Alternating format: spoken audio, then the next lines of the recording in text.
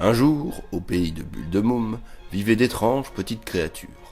Incroyablement créatives, mais hélas, de petite taille. On les appelait les mômes.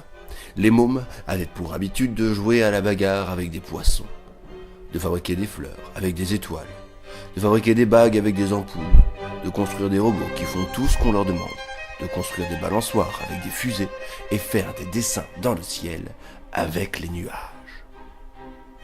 Alors que Noël approchait à grands pas, il leur vint une idée. Construire une machine à voyager dans le temps pour arriver encore plus vite à la date de Noël et ainsi avoir tous leurs cadeaux tout de suite. Mais hélas, malgré toute la créativité qu'ils avaient, ils ne savaient pas construire une telle machine. Ils décidèrent alors d'accomplir cette tâche à l'aide du grand scientifique du pays de Bulle de Môme, le professeur Toilette qui porte un slip sur la tête. Le professeur Toilette, qui porte un slip sur la tête, vivait tout en haut de la gigantesque tour des dragons.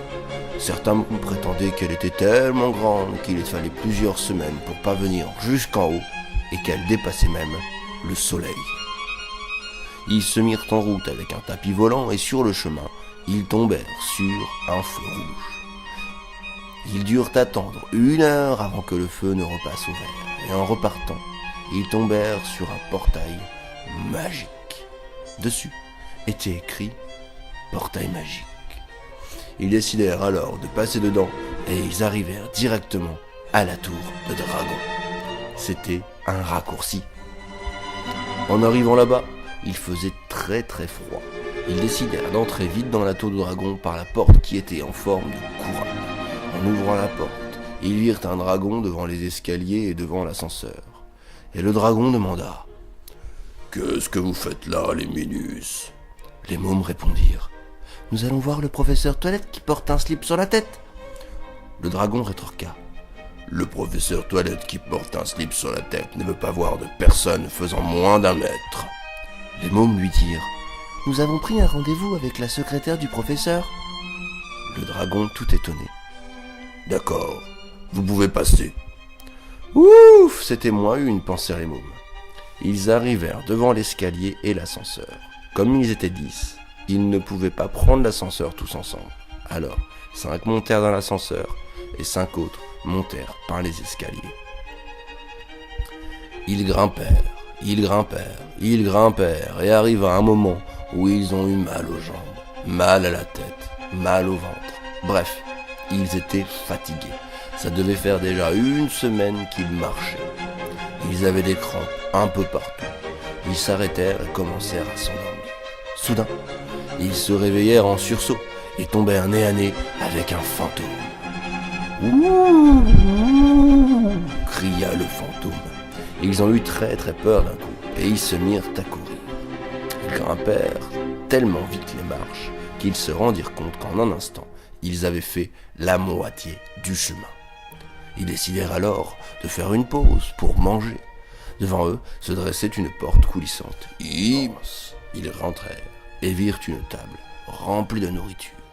Des nouilles, de la pâte à tartiner, des chips, du pain, des tomates, des bananes, des pommes, des carottes, du poulet, des frites, de la salade, des cerises. Ils se précipitèrent sur la table en dévorant tout en un instant.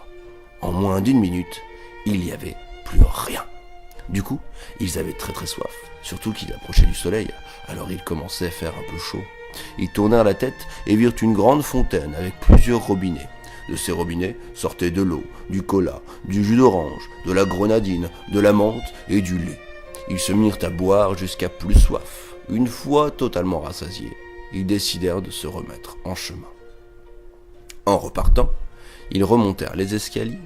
Ils devaient chercher des toilettes. Et oui, ils avaient tellement bu qu'ils avaient la vessie pleine à craquer. En haut des marches, ils arrivèrent devant un long couloir avec du sable mouvant au sol et des griffons au plafond. Ils prirent un tapis volant, fonçant à toute allure droit vers les toilettes, évitant les sables mouvants et de peu les griffes des griffons. Ils avancèrent alors dans la pièce et en marchant sur un carreau du carrelage s'actionna une grille qui se ferma juste derrière eux. Vlan ! Puisqu'il leur était impossible de faire marche arrière, ils avancèrent encore un peu et tombèrent au travers d'une trappe.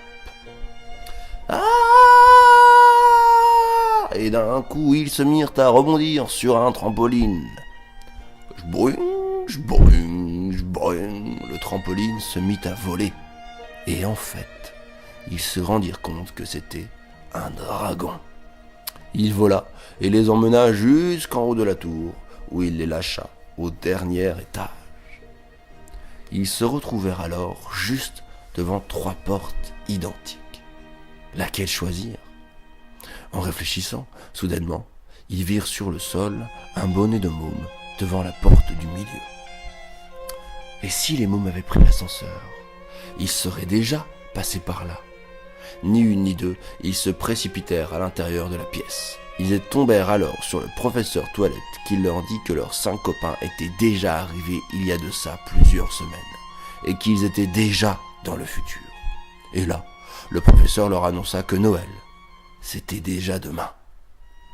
Les mômes se mirent à pleurer en disant « On rentrera jamais chez nous à temps !»« Mais j'ai une solution !» leur dit le professeur.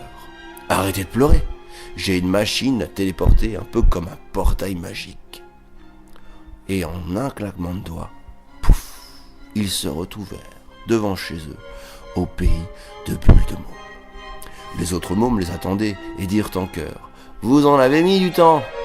Ils se mirent tous à rire et en quelques instants partirent se coucher d'un pas décidé. Le lendemain, ils se levèrent tout contents. C'était enfin le jour de Noël. Ils descendirent en trombe les escaliers de leur maison et tombèrent sur un énorme papier cadeau au pied du sapin.